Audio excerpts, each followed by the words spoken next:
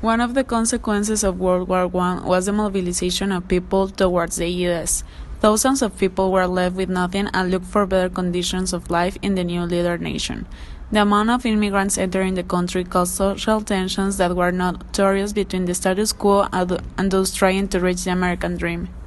This was not the only case. With greater consequences, it's important to list the fascist movements that took over in Europe after World War I that resulted in World War II, whose one of their objectives to be attacked were immigrants. Nowadays, we can observe this exact same phenomenon. There are about 40 million immigrants living in the United States, according to the data from Census Bureau. The 13% of the nation's population comprised of immigrants in 2014 is the highest percentage in 94 years. America is currently experiencing a wave of increasingly aggressive neo-fascist activism. Over the last 5 years, according to a recent study by George Washington University, white nationalist and neo-fascist movements in the U.S. have grown by 100% on Twitter, outperforming ISIS in nearly every category, from follower numbers to number of tweets. And finally, we can observe a political response in both cases.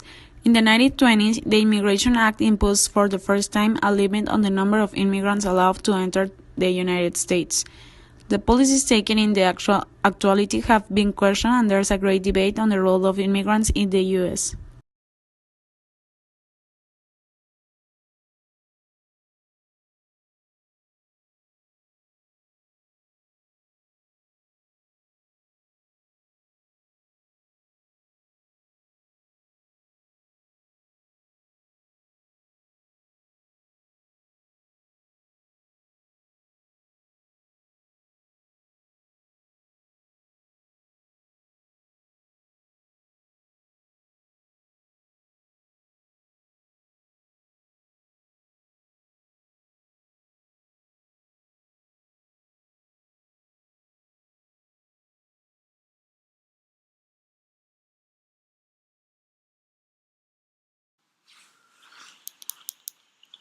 We believe that paper money will disappear.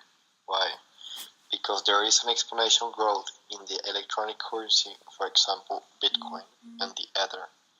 Having said so, we could say that paper money will disappear and also the currency based in countries, but it will also do in a long time because there is still a wide use of cash.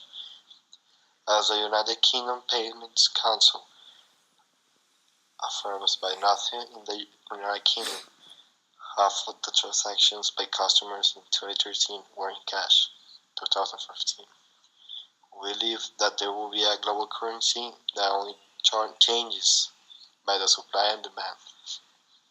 Also, in order not to have premises that severe, we can at least assume that there will be a reduction of the use of paper money because it may still be needed for small transactions. I see a deeper sense of globalization in the next decades, like for example with the polemic of the NAFTA with the US, Canada, and Mexico. Mexico is trying to build bonds with China and Japan to export more to Asia. Also, I know that Latin American countries need to expand their importations in the agricultural field. Also, with the internet globalization, they've taken down barriers. The Millennium Development Goals and all the treaties signed by countries after World War II have prevented at a greater extent the deglobalization that could damage international equilibrium. Even when there might be signs of the isolationism, this document, along with the international organizations apart from the UN, WB, and the IMF, are strong enough to keep the world together.